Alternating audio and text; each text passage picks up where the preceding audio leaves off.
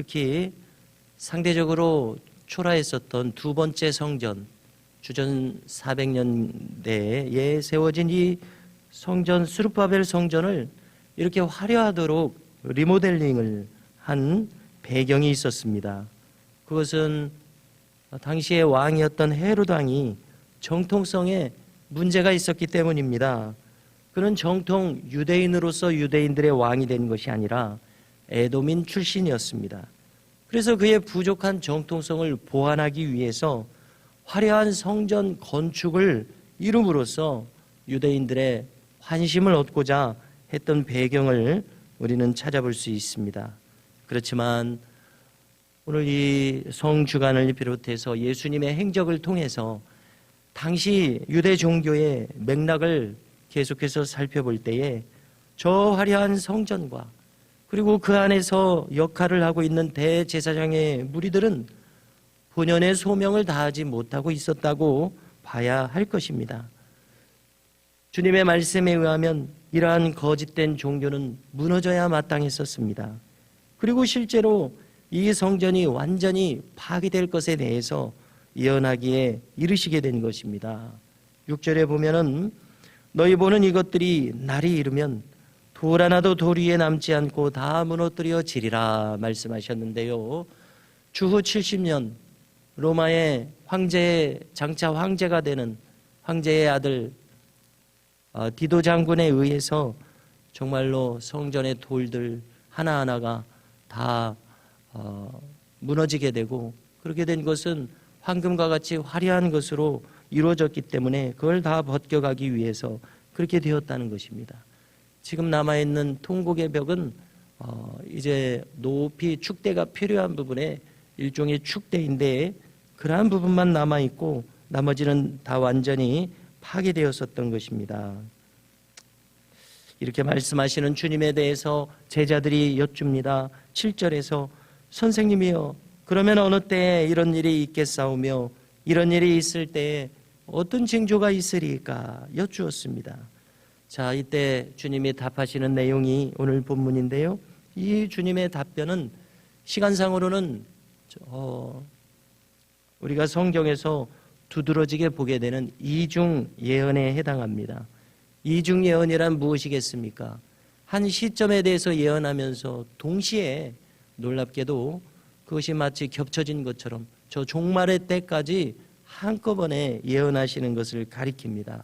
즉 주 70년에 있을 예루살렘과 유대의 멸망, 성전의 파괴 사건에 대해서 말씀하시는 듯 합니다마는 또 이 모든 내용을 종합해 볼 때에 종말의 때에, 주의 재림의 때에 있어질 일들에 대해서도 거론하고 있으시기에 이중 예언의 예언을 지금 여기에 주시고 계십니다. 자, 이때에 주님은 그리스도라고 주장하는 거짓된 자들의 미혹이 먼저 있겠다라고 경고를 하십니다.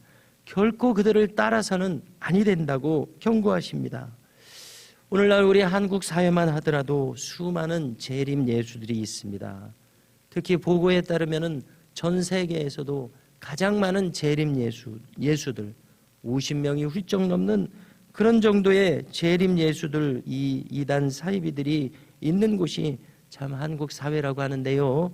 참으로 너무나 놀라운 일입니다.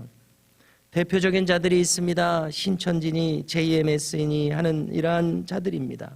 그리고 또 기세가 좀 꺾이기는 했어도 통일교도 마찬가지입니다. 자, 이 자들의 교리는 얼핏 정통 교리와 비슷하다가도 꼭 마지막에 가서는 자신들의 교주를 재림 예수의 자리에 앉혀놓는 것을 보게 됩니다. 예수님으로 둔갑시키고 마는 것입니다. 그리고 어떤 보고를 보면은 참 흥미롭습니다. 어떤 사람이 이들 중에 어떤 사람들을 인터뷰했을 때에 왜 자신을 재림 예수라고 꼭 그렇게 생각하느냐라는 질문을 할 때에 이 사람들이 대답한다는 것입니다.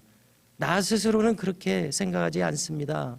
저와 함께한 사람들이 저를 그렇게 부르기에 저희 모임에서는 그냥 그렇게 통용되고 있을 뿐입니다. 이렇게 궁색한 대답을 한다는 것입니다. 무엇입니까? 자기 스스로 책임지지 않고 추종자들이 자기를 재림 예수로 부르고 있다고 책임을 다른 사람에게 돌리는 것입니다. 이렇게 인간이 얼마나 교묘하게 핑계를 대는 참으로 간악한 존재인지를 알 수 있는 대목입니다. 재림주 행세를 이미 하고 있으면서도 그 책임을 추종자들에게 돌리는 무책임하고 파렴치한 것이 여기 있음을 알 수가 있습니다. 또 있어질 징조 중에 난리와 소요의 소문이 있게 될 것이라는 겁니다. 또한 민족들과 나라들 사이에 전쟁이 있게 될 것입니다.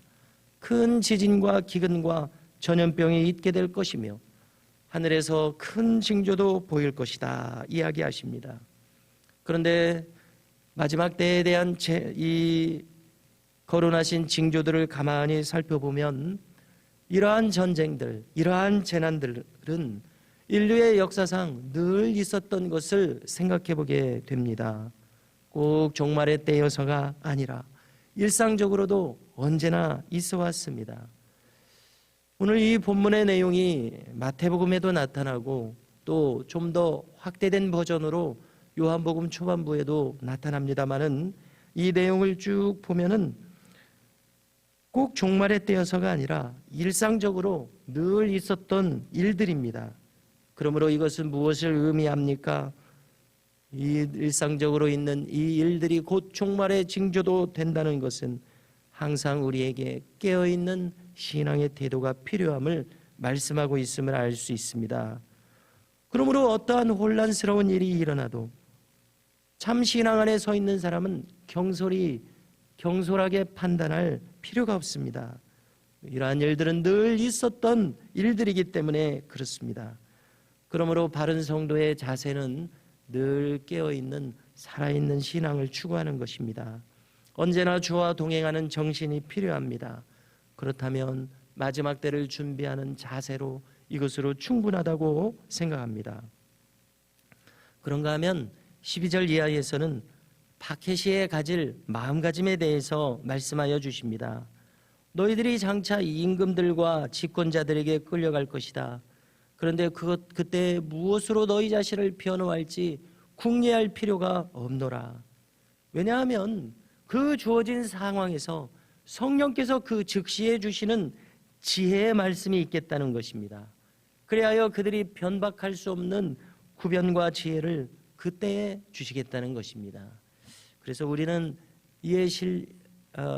이런 주님의 말씀에 대한 신뢰로 사도행전 초반부를 들 수 있다고 생각을 합니다. 베드로와 요한이 잡혀갔습니다. 산헤드린 공회에서 그들을 신문합니다. 이때 대제사장들의 무리들이 깜짝 놀랍니다. 왜냐하면 불황무식한 배움이 없는 베드로라고 생각을 했습니다마는 놀라운 구변과 지혜의 말을 거침없이 내놓았기 때문에 그렇습니다. 성령께서 그때 꼭 필요한 할 말을 그의 입술에 넣어주셨기에 이러한 일이 있다고 우리는 말할 수 있지 않습니까? 참으로 신비한 일입니다. 성령의 역사심이라고밖에 달리 설명할 수 없는 대목입니다. 그렇지만은 우리가 일생을 믿음으로 살아오면서 이러한 성령의 역사심은 꼭 박해심만이 아니라 우리에게 일상적으로 필요한 하나님의 역사임을 우리는 알 수 있습니다. 이것은 무엇을 의미합니까? 우리가 일상적으로도 언제나 그분과 동행하고 있다면 꼭 필요한 적재적소에 주님께서는 우리에게 지혜의 생각과 말을 주셔서 우리를 그때에 꼭 필요한 대로 인도하여 주실 것이라는 그러한 점을 미루어 생각할 수 있습니다. 그러므로 마지막 때가 되었든 일상적인 때가 되었든 간에 성도에게 필요한 자세가 있습니다. 그것은 늘 주와 동행하기를 힘쓰는 마음이며 또 오늘 말씀의 마지막 대목처럼 인내함으로써 견디는 일입니다. 그래서 우리의 인내로 우리의 영혼을 얻을 것이라고 주님이 마지막 구절에서 말씀해 주시는데요. 이렇게 인내함으로써 결실할 뿐만 아니라 우리의 영혼이 영원토록 영생과 구원에 속하는 이 놀라운 은혜의 역사가 우리가 살아가는 동안 늘 있어지기를 주의 이름으로 축복하며 간절히 소망합니다.